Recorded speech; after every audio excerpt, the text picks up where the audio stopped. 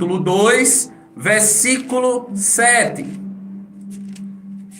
O Evangelho segundo escreveu o médico e gentil Lucas, o evangelista Lucas, capítulo 2, versículo 7, apenas o versículo 7, que diz o seguinte: e ela deu à luz o seu primogênito, envolveu-o em panos e o colocou numa manjedoura, porque não havia lugar para eles na hospedaria. Pai, no nome do teu Filho amado Jesus Cristo, ó Deus, nós nessa tarde queremos te bendizer o teu nome, queremos adorar o teu nome que vive para todos sempre, o Deus dos céus, o Senhor dos senhores, o Rei dos reis.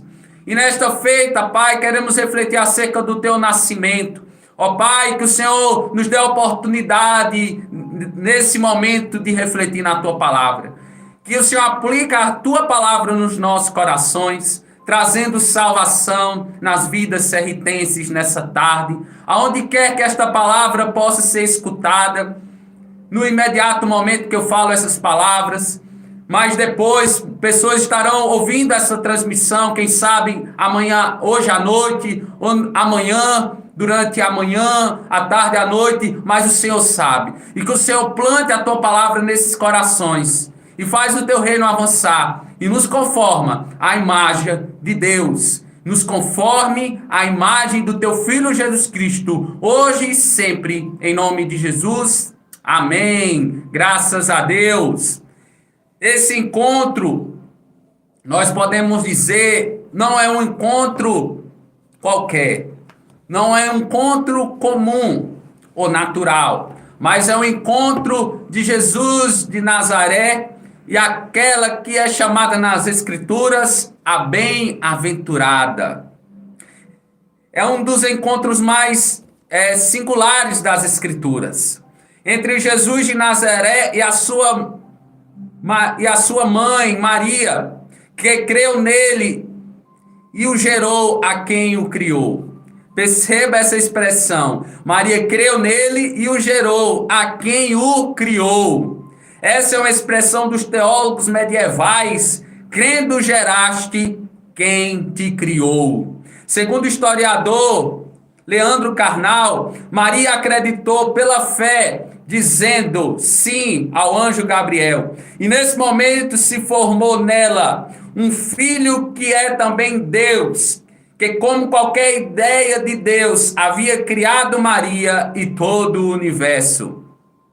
Maria foi a mulher mais bem-aventurada dentre as mulheres, pois a mesma foi escolhida pelo Senhor Deus para ser mãe do seu único filho, Jesus de Nazaré. Maria, meus amados irmãos ouvintes do programa Palavra Verdadeira, preste atenção, me escute por favor nessa tarde. Maria adorou o nome do Senhor, expressando isso com um cântico de louvor ao Senhor em Lucas capítulo 1, dos versos 46 a 49, dizendo Maria: minha alma engrandece ao Senhor, e o meu espírito se alegra em Deus, meu Salvador, pois atentou para a humildade da sua serva. De agora em diante, todas as gerações me chamarão bem-aventurada, pois o poderoso fez grandes coisas em meu favor. Santo é o nome do Senhor. Percebam a adoração de Maria ao nome do Senhor que vive e reina para todos sempre. O Deus vivo e verdadeiro. A serva do Senhor Maria adorou nesse cântico a Santíssima Trindade. Adorou a Deus como seu Criador. Adorou o Filho de Deus como seu Salvador pessoal e individual. E o Espírito Santo, a pessoa geradora do ente santo e justo que ela estava contemplando em seus braços. Ouvintes do programa Palavra Verdadeira, esse encontro é um encontro entre o Deus Filho e uma mulher escolhida para ser a mãe do Jesus, do Cristo, do Jesus de Nazaré histórico, que viveu há mais de 2000 anos atrás. O nome Jesus na forma grega, que quer dizer Josué, que significa o Senhor salva. Nós evangélicos reformados entendemos a linguagem neotestamentária. O Novo Testamento ele é composto de alguns textos canônicos inspirados.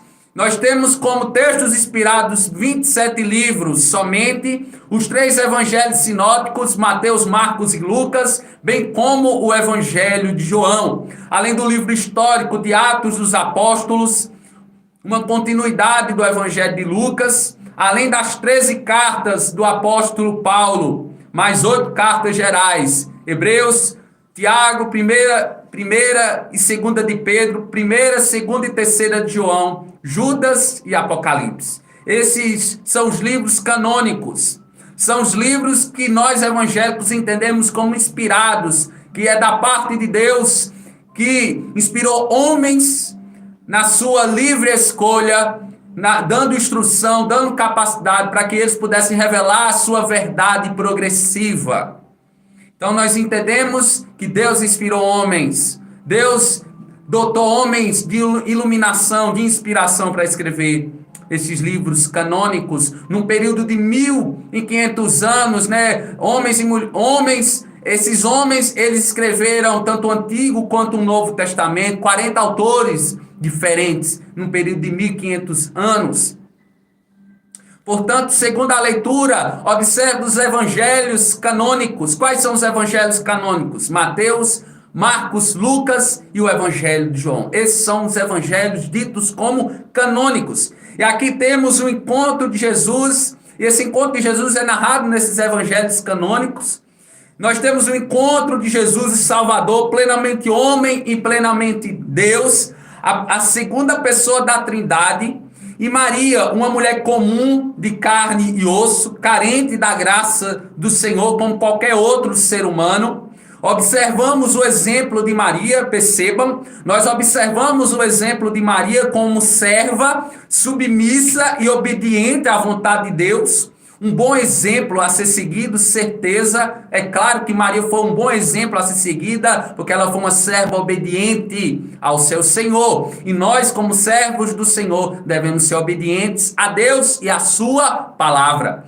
Como qualquer outro servo de Deus que testemunhou do seu Senhor, Maria foi uma serva do Senhor, honrando o nome de Deus. Maria honrou o nome do Senhor. E acima de tudo, Maria adorou o Deus Criador e sustentador de todas as coisas. Glórias a Deus por isso. E no Evangelho, segundo escreveu o apóstolo João, capítulo 2, versículo 5, parte B, em uma festa de casamento, vindo os serviçais perguntando a Maria o que eles deveriam fazer, ela os respondeu: façam tudo o que ele, Jesus, lhes mandar. Por isso que nós evangélicos cremos somente na pessoa de Jesus de Nazaré, como protagonista máximo do cristianismo. E o apóstolo Paulo diz que há só um único e suficiente mediador entre os homens, que importa que os homens sejam salvos. 1 Timóteo, capítulo 2, versos 3 a 5, dizendo: isso é bom e agradável perante Deus, nosso Salvador, que deseja que todos os homens sejam salvos e cheguem ao conhecimento da verdade, pois há um só Deus e um só mediador entre Deus e os homens, o homem Cristo Jesus. Eu quero te dizer que é Cristo Jesus. Nós não necessitamos de outra pessoa.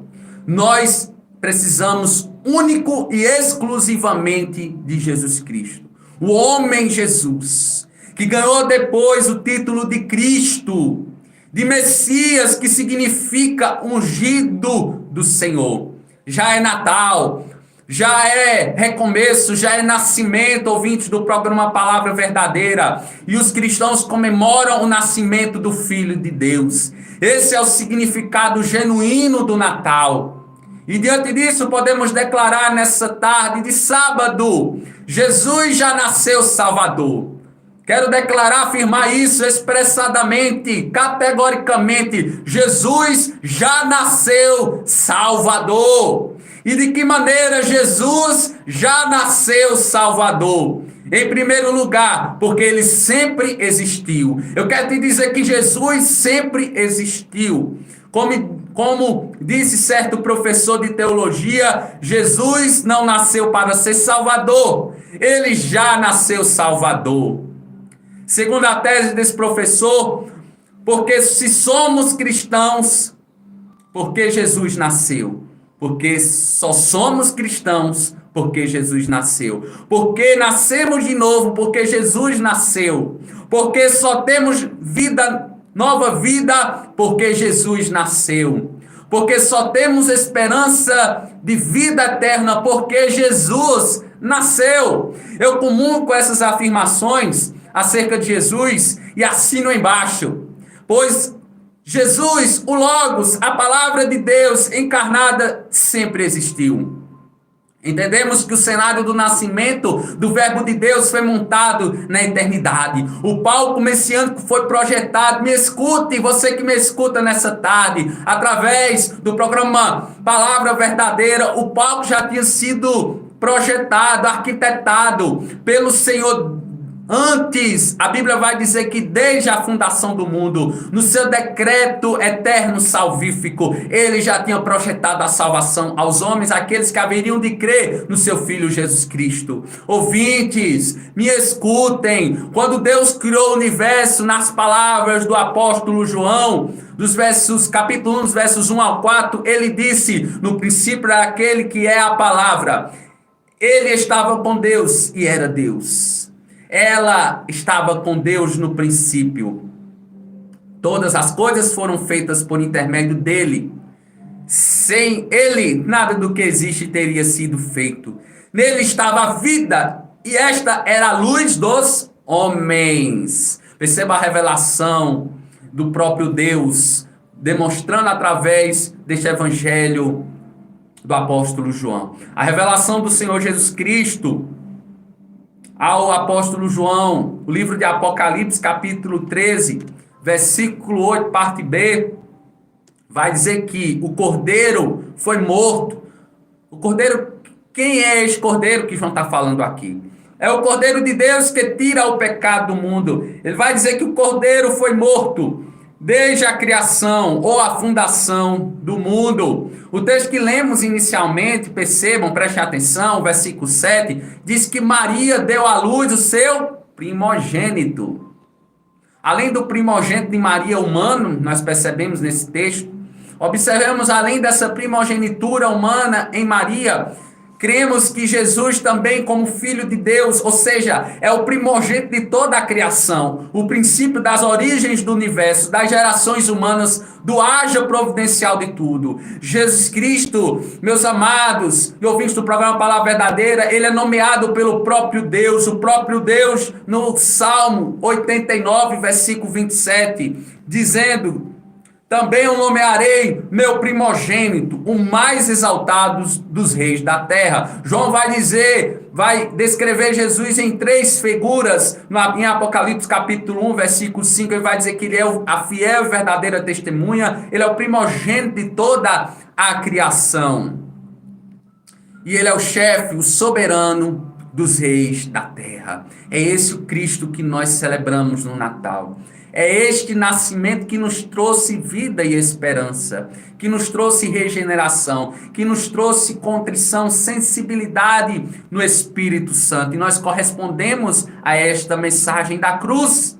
E segundo o pastor Tim Keller, o mundo não pode salvar a si mesmo. Esta é a mensagem de Natal. Certamente Jesus ele não veio para os sãos, mas ele veio para os que estão enfermos, os que estão perdidos.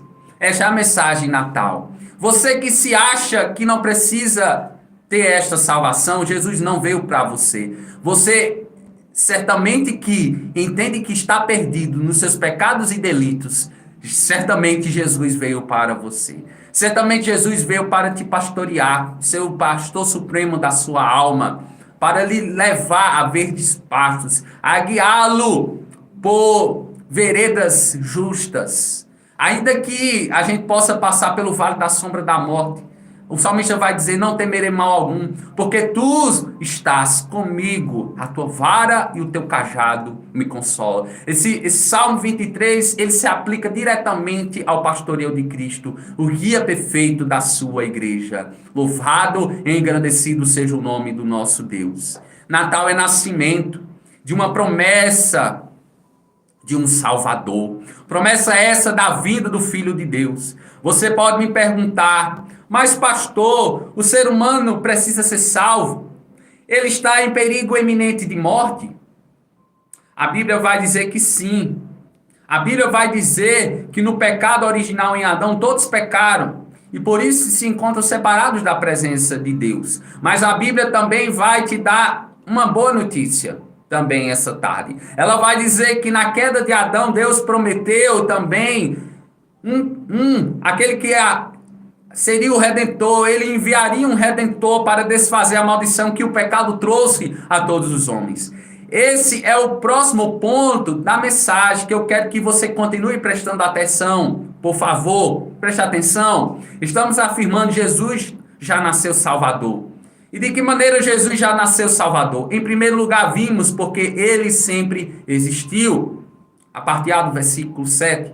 Em segundo lugar, agora, porque ele salvará o seu povo dos seus pecados.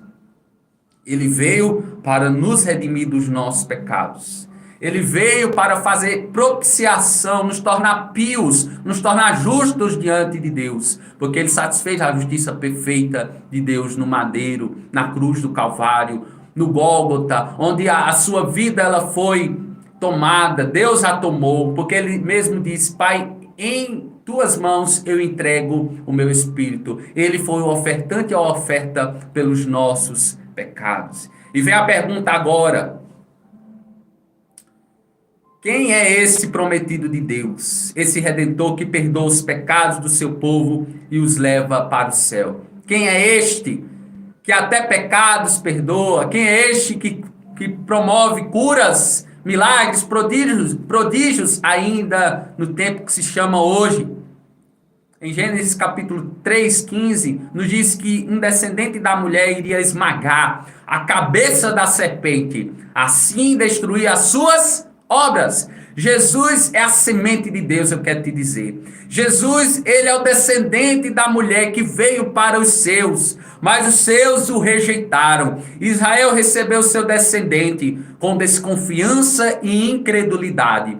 Mas o plano de Deus sempre foi não só o resgate de Israel, não só o resgate do seu povo, a qual chamava-se pelo seu nome, mas ele veio para todo o povo, raça e tribo da terra. Em Abraão, o Senhor disse, nós podemos ver essa promessa em Abraão, Gênesis 12:3, parte B: em ti serão benditas todas as famílias da terra, todas as etnias, todos são um alvo da misericórdia. A história da salvação tem um vasto, um amplo espectro de ação. A salvação é para toda classe de pessoas, classe essa de pessoas sem distinção alguma, sem diferença alguma, porque não faz acepção de pessoas. Ele salva todos aqueles que existe uma condição: crer no Filho de Jesus, se arrepender dos seus pecados, confessar o nome de Jesus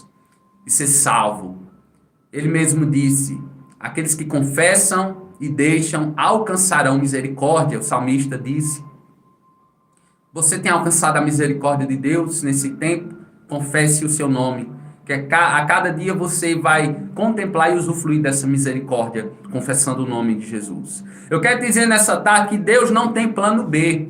Deus, desde a fundação do mundo, escolheu um povo para si, composto de toda classe de pessoas da terra.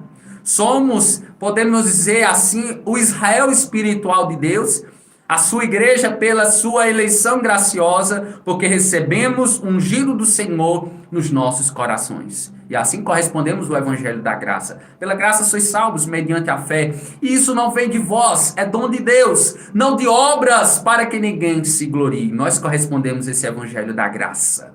Você tem correspondido a esse evangelho da graça? Você tem sido um salvo mediante o evangelho da graça?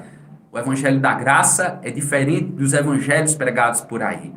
É o evangelho precioso, do sangue precioso de Cristo Jesus, a qual nós nos submetemos, nos subjugamos ao senhorio de Cristo, porque Ele é Salvador por excelência das nossas vidas.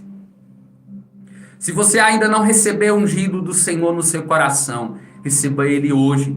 Não deixe para amanhã. Escute-me, o Natal não pode ser tratado como um mero detalhe do calendário de eventos do fim do ano. Não, absolutamente não. Ele não é apenas uma data festiva. Não, absolutamente não. Pois segundo o pastor Frank Ferreira, o Natal representa a esperança da promessa de Deus, de que o Messias viria. E para nós, a certeza de que Ele está vivo. Ele veio e está vivo, à destra, à direita de Deus Pai, intercedendo por nós. Tem um cântico que diz que Ele vive. Posso crer no amanhã. Você pode crer no amanhã? Você tem certeza de salvação? Você tem segurança de salvação? Não é nas suas obras, não é naquilo que você faz ou deixa de fazer, mas é na obra vicária, na obra substitutiva de Cristo na cruz do Calvário, que você deve confiar, que você deve ter sua esperança posta, porque nada pode nos arrebatar das mãos de Cristo, se nós tivermos essa certeza, que há convicção e certeza no nosso coração que aquele sacrifício expiatório, propiciatório na cruz do Calvário foi para salvar as nossas vidas. É através desse sacrifício que nós temos a salvação. E nele é que há a suficiência da nossa salvação. O texto vai dizer no versículo 7, parte B, preste atenção. A segunda parte deste versículo 7 diz que Maria o envolveu em panos e o colocou numa manjedoura, porque não havia lugar para eles na hospedaria. Atenção, aqui é bem claro em dizer que a verdade principal dos cristãos é que Jesus Cristo já veio e de forma humilde, envolvido por panos, colocado numa manjedoura, lugar onde se colocava comida para os animais no chão, chamado coxo. Era no coxo, onde os animais eles viam para comer e beber, no chão. Isso mesmo, o Filho de Deus foi colocado em um coxo, pois não havia aonde eles ficarem hospedados, diz o texto. Mas não importa a forma como ele veio. Jesus veio a nós, celebre tão somente a Jesus nesse Natal. Celebre nos natais que o Senhor permitir você celebrar o nascimento de Cristo, pois Ele é o único Salvador e suficiente Salvador das nossas vidas. Ele já veio, Ele tornou desfeitas as obras de Satanás na vida dos seus e lhes trouxe a certeza de uma vida, de uma viva, melhor dizendo, de uma viva alegria nele. Amém? A mensagem do Natal também é dizermos que Jesus no presente momento nos salvou dos nossos pecados. Certamente Ele já tem nos salvado dos pecados cometidos, porque pecamos dia após dia. E entristecemos o Espírito Santo, agredimos a santidade de Deus. Precisamos daquele que é chamado entre justo e santo de Deus, que se entregou por nós, pagou a nossa dívida incalculável com o preço do seu sangue. E nessa tarde, que nós possamos tirar um tempinho, você possa tirar um tempo, faça uma visita aos seus familiares nessa tarde. Que nós possamos ter esse tempo de Natal para lembrar com os seus, para lembrar com os meus familiares, aqueles que têm família aqui em Serrita, que a data e o cumprimento de uma promessa de Deus. Isso é o significado do Natal, que é o cumprimento de uma promessa de Deus, a promessa que leva à nossa salvação. Natal significa nascimento de um Cristo que Deus prometeu antes da fundação do mundo, o seu nascimento, e esta promessa traz e trouxe salvação para todos aqueles que nele creem. Receba o Senhor Jesus Cristo na sua vida hoje à tarde. Faça essa oração comigo. Eu convido a você a fazer esta oração onde você está, quer seja na zona rural, aqui na cidade de Serrita, no centro, nos bairros, você que está vindo de Salgueiro, né, que está nos ouvindo através da rádio aí no seu carro, faça essa oração comigo. Você que crê no Senhor Jesus Cristo, crê nele como único e suficiente Salvador, faça essa oração comigo nessa tarde. Eu confesso que sou um pecador e creio no nome do Senhor Jesus Cristo, meu único e suficiente Salvador. Se você fez essa oração, se você creu em Cristo, se você direcionou a sua fé em Cristo, você foi perdoado essa tarde. Você é um convertido, você é um salvo mediante o sacrifício de Cristo na cruz do Calvário. Seja perdoado nessa tarde todos os seus pecados para a vida eterna. E que o Senhor te dê um feliz Natal. Amém? Em Cristo Jesus. E